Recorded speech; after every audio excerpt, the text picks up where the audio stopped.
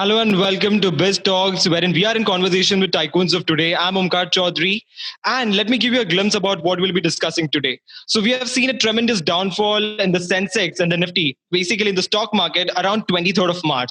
And after that, the stocks are somewhere reaching, like today, the Sensex is 36 and the Nifty is around 10K. So, there are a lot of questions that have been out there in the market. So, basically, is there going to be a crash again, and how the marketeers are going to be surviving in this particular scenario? How are they going to be handling it? And what are the things that are driving their profits in today's day? So basically, to answer all these questions related to stock market, we have got a maverick from stock market called Neeraj Vasani. So hey Neeraj, welcome to this Best Talks, wherein we are in conversation with tycoons of today. Thank you. Thank you for having me. And also joining me this evening is Zabia Dalal, my very beautiful co-host for the session. Hello everyone. Hello Neeraj. It is our pleasure to have you on our podcast and to talk about stocks with you, because to be honest, I have absolutely no idea what stock market is or how it works. So it will definitely be a very enlightening lesson for me as well. So I'm just really looking forward for this. Wonderful, Okay. definitely. Hopefully everyone will be enlightened now. Sure. Yeah. So, Neeraj, my very first question to you is that we are seeing that certain stocks are performing well, certain stocks are underperforming. So, in this current scenario, what is the one thing that's driving you to open and check out what's the Nifty today and by what point it has risen or by what point it has fallen? So, what's the whole thing in your mind right now? So, to be very fair and to be very frank, even during lockdown, stock market was the only market that was technically open. And once you're in the stock market, it's very difficult to focus on the outside world. You're completely in that. So many people who were not in the stock market too, because their main jobs were out or they had nothing to do, they got involved in the stock market because that was one way to take their mind off. At least start learning about it, start nibbling into it. Because if you see, the entire country was on a mode of shutdown, but stock markets were performing as usual. And that time, that is 9 to 3, that was the time where people felt normal. Because once you're in the market, in the stock market channels, also people were not talking about COVID that much. They were talking about the prices because of COVID. So I felt most of the people for COVID, it turned out to be very beneficial for the stock market. That is why if you see, when COVID started, market crashed because people were not working. But now you see, everything is not completely 100% back on their feet, but stock market is almost pre-COVID levels because people are participating. And I see going in the future, say December or the next year beginning, it will exceed pre-COVID levels. That means we'll see a new high in the market, and mainly market runs on hope. And if there's a vaccine on the way, even if a small glimmer of hope of a vaccine drives the market up. So when actual vaccine comes out, I think stock market will be the first to react. Right. So what is stock market exactly affected by? Like, is it some new thing coming in or something like, what is it affected by? How does the process work in the stock market? Stock market, if you go to see, people say it's a reflection of the economy. Like how, if you want to see how a country is performing economically, they say the best indicator is a stock market. For example, how vitals. With that vitals, we come to know whether the human want to see whether the country is growing financially. The first indicator is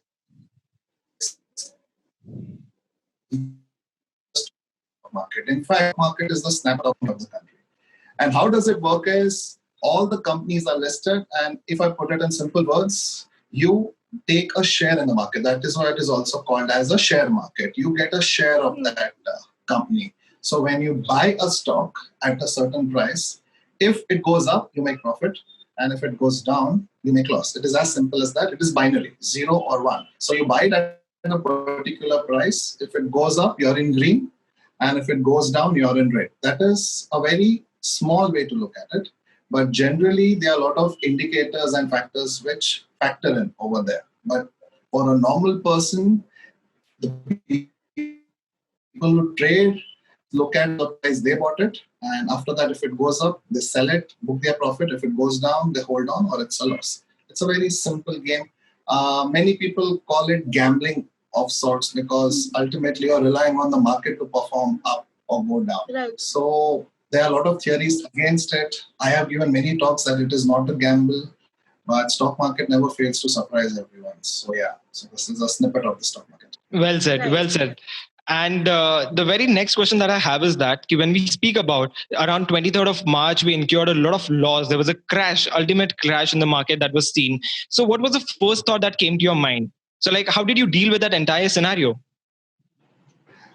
I am a very impulsive kind of a person. I went crazy. For me, it was like a one-day sale. Like you see how the teenagers run around in the mall when there is a sale. For me, it was like I want to shop and there's 50% off. Completely. I went berserk. I feel the maximum trading or the maximum purchases I have done from March 15th to March 29th. Because I'm optimistic about the market. You do that when you're sure that eventually the market will bounce back.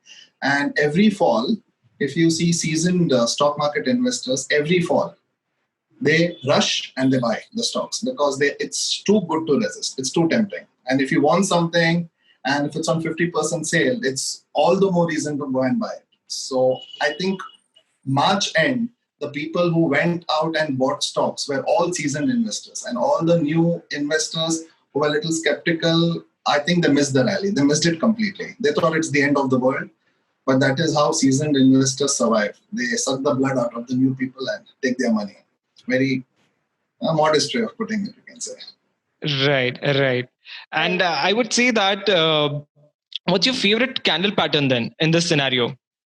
My favorite candle pattern has to be always, it is called Morningstar. Now, candle pattern mainly comes from your technical analysis because it looks Right. like a candlestick. We divide a graph, for the people who do not know, you divide the graph into a candlestick. Each stick looks like a candle. And in Asia, people used to predict, like how in India we have astrology. Similarly, they have something called financial blood test report candlestick pattern, where looking at the graph, they predict. Mine is the Morningstar, where if you look at the candlestick, it looks like the pole star, after which the stock market will rise and then eventually fall. But I think there are more than 92 candlestick patterns, and the new stock market investors give their own names to it. And the last, I think, 15 to 16 are all Indians who have given their names. But my favorite remains Morningstar. Morningstar. All right. Wonderful, wonderful. So, Yes, if I'm Zavia. being honest, Omkar, Niraj, like I had absolutely no idea what you guys were talking about, because like be it candle star or what strategy, I have absolutely no idea about I'll tell the you one stock, thing, you don't the need stock to. market. You don't need to know. That's the very good thing about the stock market. You don't need to know anything. You can Okay. start with 500,000.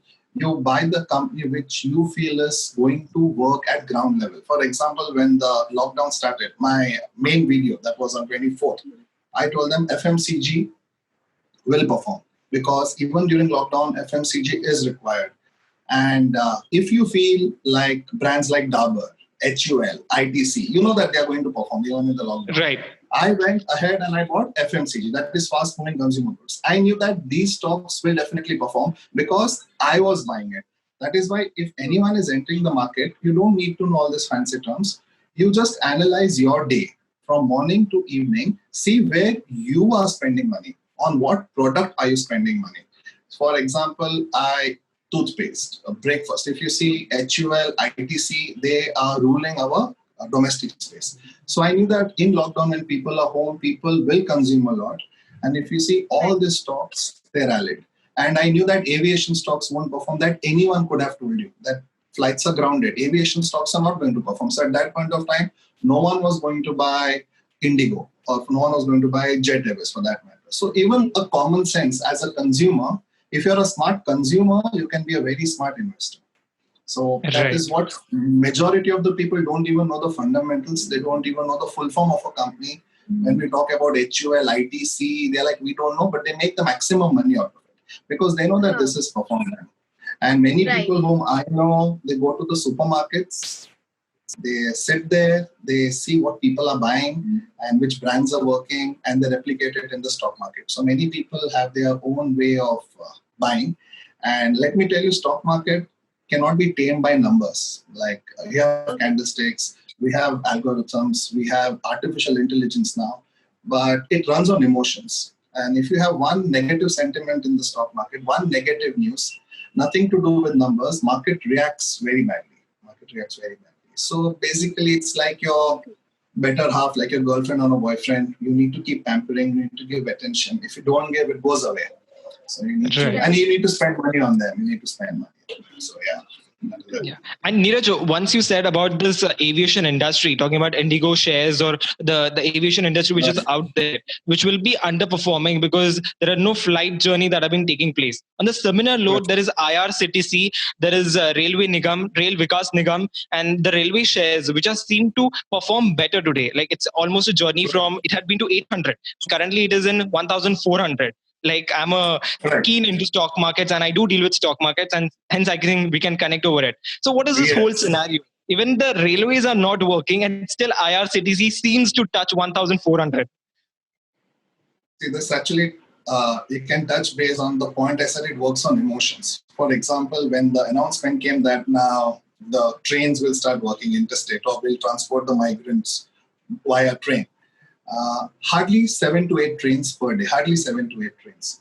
But on that day, all the railway related stocks, even the logistics, they went up by 15%. It was a small news, nothing to do with numbers. And then the next news came that we are having an unlock 1.0, where we are going to open up things. And a very simple statement by the minister, like, I'm going to open local trains for essential services. Now, let me tell you, IRCTC and local trains have a very, very little correlation. But even after that, that news was taken as a positive news. So people who are buying, they just look at the broad sector, any glimmer of hope. And by the way, even Indigo, when they said they're going to bring all the people back to India from US, from Dubai, even on that day, Indigo went up. And forget even Indigo, stocks like entertainment, like PVR. PVR, you know that it is not going to open. But as soon as the news came that we are going to unlock, PVR had not started, or still it is still in shutdown. Exactly. But that day, PVR also went up because people were optimistic. And there is a saying, I think a very famous saying, like hope is the biggest hope, bigger than the Pope. That applies in the stock market very well. Exactly. Because similarly, what you said, PVR had a journey right from 900 and right now it's dealing with above, I think, 1,000. Today it's like 1,100, if I'm not wrong. True, just 70 to 80 bucks off or the delta from the pre-COVID levels. So ultimately, the 3 to 4 months of lockdown, people's sentiments, and if tomorrow, if PVR opens, by the way, if tomorrow there's an announcement that malls can open or food courts can open, PVR will hit the upper circuit. It'll hit the upper circuit at 9 o'clock itself. So it's all on sentiments. You can play it based on numbers as well, but then it doesn't become fun. It becomes a mundane activity. And that is why many people don't enter the market, because they think there's a lot of number crunching. It's only for statisticians, like scientists. It's a lot of math. Actually, it's not. It's on emotion. And if you are not going to be a consumer of it, there is no need to be an investor of it. So all the stocks that I own, I personally am a consumer of, and I personally believe in the product. I join their management calls. And once you have a trust in the company, I think there's only making money. I don't think there's any other way out. And over a long run, stock market will remain my favorite asset class as well, compared to all other asset classes, because nowhere else you will get so much of excitement, plus so much of money in any country, in any scenario. Rightly said. And recently, Reliance came out with their right issue. I think it was at a very minimalistic cost. And there was a lot of buzz in the market that it's just a hype that Reliance is throwing out, and Reliance shares are really going to be dropping down, like dropping below 1,000 rupees. But today we see that Reliance is really performing well, and it's 1,700 and it's supposed to reach 2,000.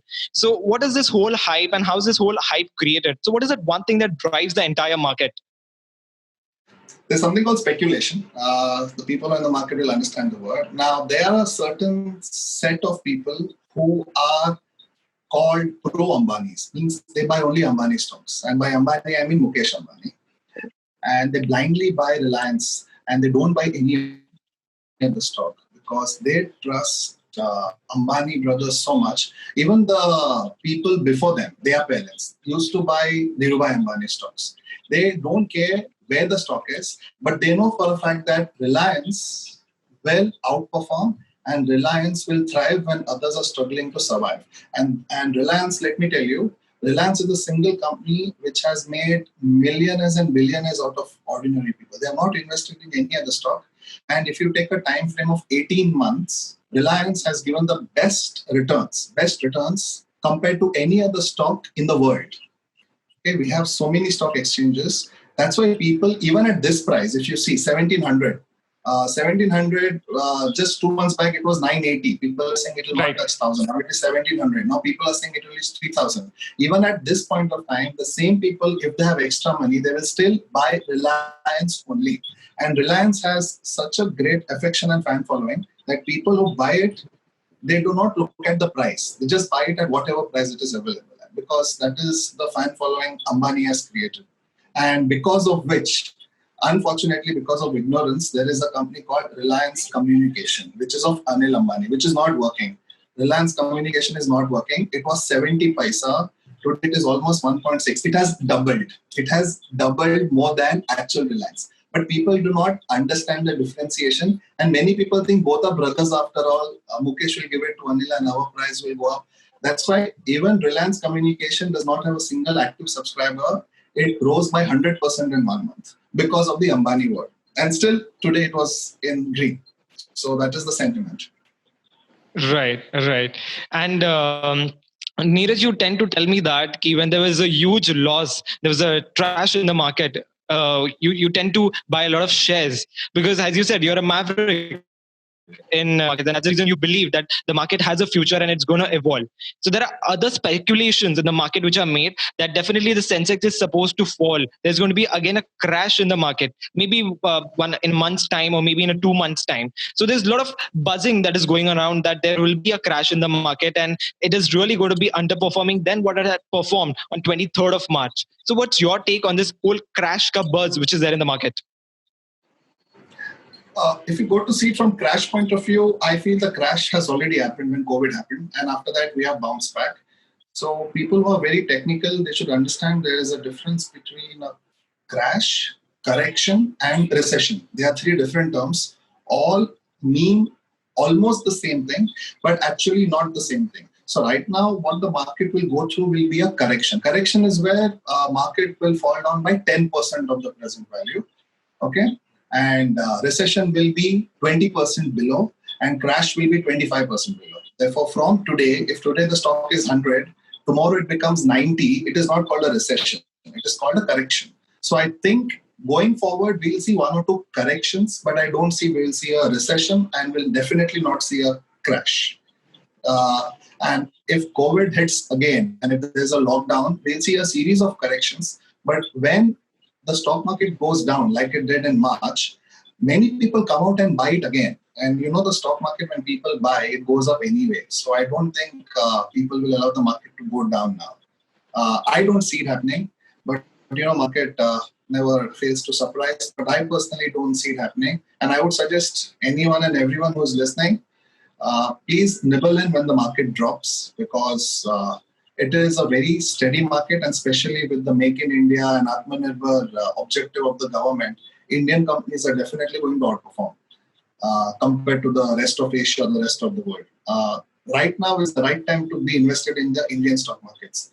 And that is why in the last 1.5 months, the foreign investments, that is FII, has also increased a lot because now people from outside India also feel that Indians are capable of being self-sustained. Their dependence on China has reduced. That is why the companies, like if you see Bajaj was relying 40% on China parts. But now they have also made a stand that we will gradually come out of it. That are all positives for the market. And ultimately, economy has to survive. And I think next year, this time, market might even reach 45 to 50 levels. That is what I am hoping and predicting. Wonderful, wonderful.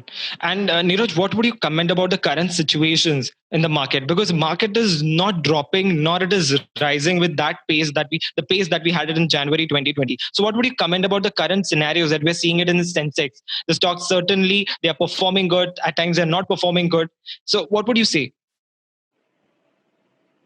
See, sometimes I'll tell you, this is called a nagging market. Nagging market is today the market is up a little bit, tomorrow it's down by a bit. Again, it's Right. up. There's no substantial direction. And that is why sometimes the best action, not only in the market, in life, sometimes the best action is inaction. You wait it out. Just because you have the money doesn't mean you have to buy the stock every day.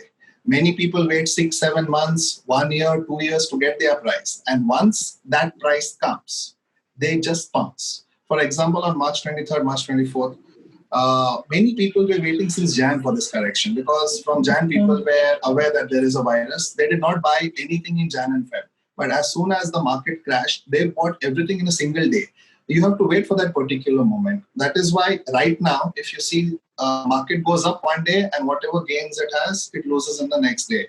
So many people, actual seasoned investors, they sit on the sidelines. And if you see, all the experienced players always sit on the sidelines. They never go to the center because when there is a stampede, people at the center get stamped and people who are at the edge, they run away. So all the seasoned investors wait at the edge and watch all the amateur investors go to the center.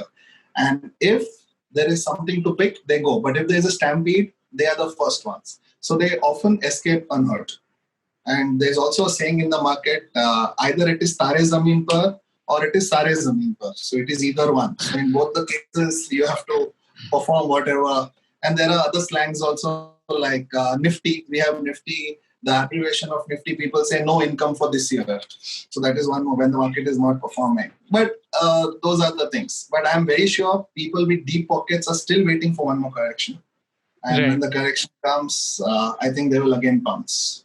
And I'm very happy because many college students, not only college students, many school students have entered the market now. They are so interested. And this interest was not there when I was studying. When I was studying, I think I was the only one interested in the stock market. Now people are interested. They want to invest. They want to learn. Even if they don't know, they are aware what is the stock market, what is Sensex, what is Nifty. And I think the new population of India, the youth, they definitely, everyone will invest at least 10 to 15% of their income in the stock market. Definitely. Otherwise, you're going to lose out a lot. Right now, the stock market participation from Indians stands at 8 to 9%. Only 8 to 9% of Indians invest in the stock market. So we have Right. around 90% of people who will invest now. So I only see one way for the stock market. So I think that is up. Right. I was supposed to come to that point about only 8 to 9% of Indians investing in the stock market. So before we touch that particular point, there are like two shares that I want to speak about particularly. Talking about the government sector that we have got coal, we have got BHEL, we have got BHEL, Bharat Heavy Electrical, then we have got Electricals and Coal and GAIL India. So basically, what would you speak about the government sectors? Do you think that there will be a considerable, a tremendous rise because of that whole concept which has been given by a respected Modi ji about the Atmanirbhar and Make in India? So before Modi came, not being political, purely from an economic lens, government stocks were not preferred because people said that government stocks give returns equal to or less than the fixed deposits. And many people always invested in private sectors. And in government sectors, there is something called Navratnas. Navratnas are the nine big PSUs, public sectors. So like you said, GAIL, BHEL, there is something called NHPC, NTPC also, which is National Hydro. Now, let me tell you, government stocks right now are looking more positive than the private stocks. And if I were to suggest someone as a financial advisor, if you're investing 100 rupees in the stock market, 60 would be in private and 40 would definitely be in government. But if you ask any financial advisor from the 80s or from the 90s, they would say 90-10 because they feel government sectors are sideways. You know, there is upward movement, there is downward movement, and there's something called sideward movement. We're actually not going anywhere. We are just having the returns equivalent to a bank deposit. But now with the push I feel, for example, NHPC, that is National Hydro, it is water, and with the push for renewable energy. And let me tell you, NHPC, a very strong company, it is only 20 rupees right now, 20 rupees for one stock. And if you look at the government report, they're expecting it to be 50 within the next 1 year. But since it's a government company, people are like, no, it will take time. And I am saying that even if it goes ahead slowly, the dividends that the Navratnas are giving right now are excellent. For that matter, even Shipping Corporation of India right now is looking good. Manganese, MOIL is also looking very good. Even in the power sector, REC, rural electrification. So I think in government, and there's something called an index, PSU index. So I think right now, government stocks are looking very, very attractive. Not only direct government, indirect government stocks like State Bank of India. Not direct government, they're public sector, but are ultimately under the wing of the government. Even SBI, which was considered a very, very slow bank. I think everyone has seen memes on SBI, how slow they perform. But in the digital race, they are as good as a private bank right now. So my suggestion or my recommendation would be government right now looks more tempting than private. Right. And the inevitably example that I can quote over here is of thing Bharat Heavy Electrical, which was almost like 19 or 20 rupees, and currently it is trading at 36 and 38 rupees. So I think it's naturally very organic, and inevitably we can just state it out. Also, there's So one even Indian Oil interesting. Corporation. Right. And also, most important stock I really want to speak about is Yes Bank, which has hit almost like 5 rupees from, I think, a 3-digit number that it had. And currently it is there at 25 and 28 rupees. So what is the whole strategy? Because there's definitely something more interesting happening in the Yes Bank, and that's the reason. Because there are two parties, I would say. One party is like, definitely go and invest in Yes Bank because they have some strategies, and that's the reason you should invest into it. And there are some people here, bro, it has reached to one single digit right from 3 digits. So it's better you don't do it. Just look at the share; it's underperforming. But I have been tracking on Yes Bank, and right from 5 rupees today it is at I think 24 or 28 rupees. True. So what's the whole thing Yes about Bank, it? I'm a culprit of Yes Bank. Even I have bought it at double digit, triple digit, single digit. I have bought it at all levels. I would say Yes Bank and Vodafone India. Even Vodafone has shown a similar cycle. Vodafone also was 3 rupees. Now it has now back to 9 rupees. Same like Yes Bank. In the banking space and this in the communication space. Yes Bank and Vodafone both had internal management issues. Okay, internal management issues. Now, when any company is given a warning by the RBI regarding some internal malfunctioning or your cooking papers, stock market does not take that very well. It reacts very, very sharply, and very often you see that the reaction is an overreaction. It was not justified. That is why it reached single digit. Now at this level, also fundamentally, if you see, Yes Bank does not deserve to be at 27. It deserves to be around 100 to 120. There is no chance Yes Bank deserves to be fundamentally. But the emotion over Yes Bank is, if you ask anyone who is investing in the market, what about Yes Bank? They are like, no, the company is not proper, or it might shut down anytime. Because now, if you see the banks, 2 to 3 banks have shut down recently. So the sentiment for that, those people is this is not a safe bank. And because of that, SBI has gained. Because of that, SBI has gained a lot. Right. And Neeraj, if I happen to ask you, what are your favorite sectors to invest? What would your answer be? My favorite sector, all-time favorite, would be banking. I love banking. My second favorite sector would be FMCG. And my third favorite sector would be infra and sugar. Now, infra and sugar are cyclical stocks. Now, there are some things in the stock market which, once you're in the market, it's very easy pickings. Very easy pickings. For example, in cricket, if you know that this particular bowler comes to ball, I can definitely score. So similarly, in sugar, there are some seasons where sugar goes down and some seasons where sugar goes up because it's government regulated. So, in this month you have to buy, in this month you have to sell. And till today, from the last, I think from 1934, if you pick up historical data, it has never gone out of that cycle.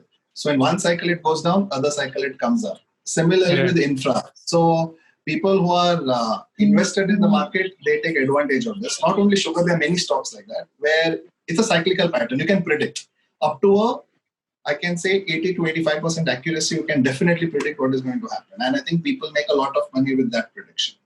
So I Right. think And that would be a good sector. And others, it depends on case-to-case basis. For example, there'll be a very good company, but the sector might not be favorable. So you just have to single that company out. So okay. again, it depends.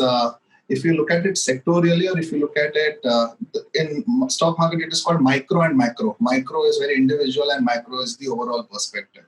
So I think if you're an individual investor, I think you should go for micro. You should go for individual companies rather than the sector. But if you're playing very safe, or if you're going through mutual funds, then sectors play an important role. But if one sector which never fails to surprise or never fails to bounce back is the banking sector. And I would put my bet on banking. And I would never ever invest in aviation, even when the time is right or right. Even without COVID, I never invest in aviation. That is one sector I am always out of. Under no given circumstances, I would buy aviation.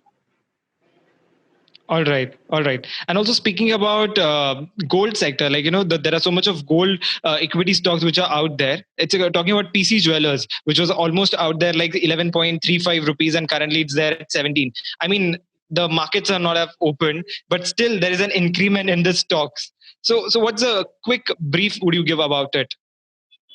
So gold, I would suggest gold should be a part of your portfolio.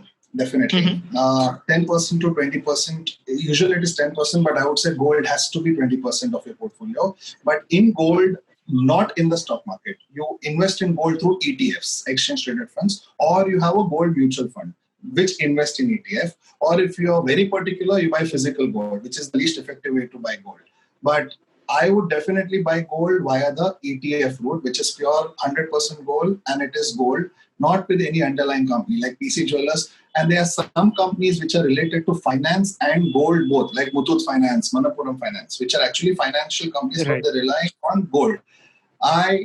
They have made a lot of money. I personally, in gold, I don't invest in companies investing in gold, or they are selling gold. I directly invest through ETF. And I think that is the better way to do it. And let me tell you one other secret about gold. Gold and stock market always have an inverse relation. Inverse relation is, if you see historically, if stock market goes up, or if you open the TV, or if you open a mobile app, and if you see stock market is very high, 100% gold is down. They always have an inverse relationship. And if the stock market is crashing, gold is going high. Right now, gold crossed 50 because the sentiment in the market is not that great. That is why what people do is, when the stock market crashes, they sell gold and buy in the market. And when there's a stock market boom, they sell the stocks and buy gold at a lower rate. Now, that is a cycle I'm talking about, because if one is up, it's like a seesaw. Other has to be down. That is why right now gold has reached 50 plus. So the right time now, if you see, within 1 or 2 months, people will start selling gold, and the gold price will come down, and that same money will come into the stock market, and stock market will go up. And that was one of the reasons I said I see the stock market going up, because gold has touched 50K. It cannot sustain any longer. So people will sell that, and the same money will be invested in the market. And after some time, market will also be overinflated. People will sell and then buy gold. So if you see the major investors around the world, they have a 50-50 portfolio, 50 in gold, 50 in the stock market, nothing in fixed investments. And whatever is high, they are selling, and whatever is low, they are buying. It's a very easy way. I'm putting it in a very simple term, but actually it's a very easy way to make money out of it. Right. And Neeraj, very last question to you is like, what is your favorite asset class? My favorite asset class, if you ask me, it would be the stock market itself. Asset class. I would definitely not take real estate as my favorite asset class. If you ask the other generation, they say fixed assets. That is the debt. That is your PPF, fixed deposit. That would be their favorite asset class. I think stock market would be one. And I think second would be not FD. I think it's better to put your money in a cookie jar if you're going with your insurance policies. And many people I have seen, they buy insurance policies and say, I've made a very good investment.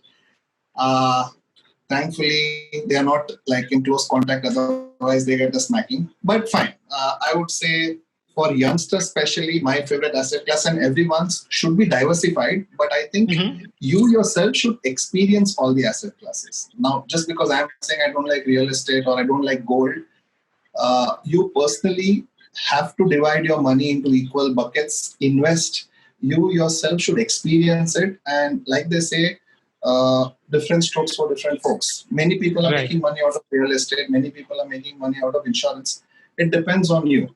And one thing I would again like to say is, based on others' success or others' failure, don't cancel anything out. So it's like, try it before you deny it. That is the mantra you have to follow. And earlier you start, the better. I know people who have stopped investing in stocks, stopped investing in gold. Now they are investing only in wines and paintings. Only in wines and paintings. And they regret not starting it earlier. And they look at people who are investing in stocks and they call us beggars. They just invest in paintings. So that is a different asset class again, altogether. So it's like, you have to experience it. Right. And Neeraj, if you have to give one particular tip or trick, or let's just say, put it out in the good words like advice, what would you say to all the... Invest with Neeraj. Come again? Invest with Neeraj. Oh, wonderful. But something that you would really like to tell us, all the upcoming generations who are looking forward to the stock markets, like definitely there is a PE ratio that we look forward to. Then there are other sites that are helping us out, predicting or speculating whether the stocks are going high or low. But apart from that, one thing, I think you tend to reveal one secret about the inverse relation that we have with the stocks and with the gold. But apart from that, something if you could reveal about how to go ahead with it, how to just put a first step out in the market. Okay, so I will tell you the things that I have learned, which I would have known earlier, I would be better off. First thing is, don't wait for others to help you, to guide you. Don't procrastinate, okay? For example, people who want to invest in the stock market, they often tell, I have to create Demat account, I have to create trading account. After the lockdown is over, I'm watching it, I'm analyzing it, I'm reading novels about it. I will do it, but not now. Now, so many excuses. And my first advice is, don't wait for anyone for anything. You start on your own, people will follow. And the second advice is, start early and fail early. If you fail early, you have a lot of time to cope up. And always try different asset classes. Okay, and there's no one formula. And one more thing, one more secret is, don't go too much into the numbers, like your PE ratio, the forward margin, the graphs. Because if you go into that, and there is a saying in the market, if you study a company deep enough, no company is worth investing, because no company is perfect. So either one ratio is good, other ratio is bad. It is like saying, if you wait for all the lights to turn green before you take your car out, you will be stuck in your garage. So you take your car out, you explore. And one more suggestion would be, don't put all your eggs in one basket. That, I think that's a very multi-baggered share. Yeah, diversify. But get first-hand experience. I know people who still buy gold coins. They don't trust ETF. They don't trust paper gold. They trust physical gold. And every night they touch it, they feel very happy. That's their emotional attachment. You do it. Whatever makes you happy, whatever helps you sleep at night, you please do it. And if you lose money, don't worry. It's not the end of the world. You can always earn it back. And in stock market, my suggestion to youngsters would be, don't go up and down with the market. For example, youngsters who are studying, they have the stock market app open, 9 o'clock, 10 o'clock, 11 o'clock. Their mood depends on the market. You invest it and you forget it. You don't have to go up and down with the market. You look at it once a week, once a month, but don't go deep into it. You invest it and then you take it passively. Wonderful. I think it was quite a fruitful session. Zabia, what say? I think you must have learned so much more about it. Yeah, definitely. It was a very informative session for me, because as I said, I had absolutely no idea how stock market works or how it goes up, down. For me, it is alien language, to be precise. 99% of the people do not know how it works, but still it works. For me, it was very informative. It was definitely a very nice session. I had a good time. I definitely had a good time. I'm sorry I did not speak much, but yeah, it was a very good session, definitely. All right. And all you beautiful audience out there, it was a wonderful session with Neeraj Vasani. Thank you so much, Neeraj, for joining us today. Thank you. Thank you, both of And you. definitely, I also had a very good time. wonderful. Thank you so much. And I think we discussed everything, right? From which sectors do we invest into, and what's Neeraj's favorite asset class, to what's his favorite candle pattern, that's the morning star. And definitely, it was naturally, organically, inevitably the best session I could ever had when it comes to speaking about stock market. So thank you so much, all you beautiful people out there, for joining us today. Thank you so much.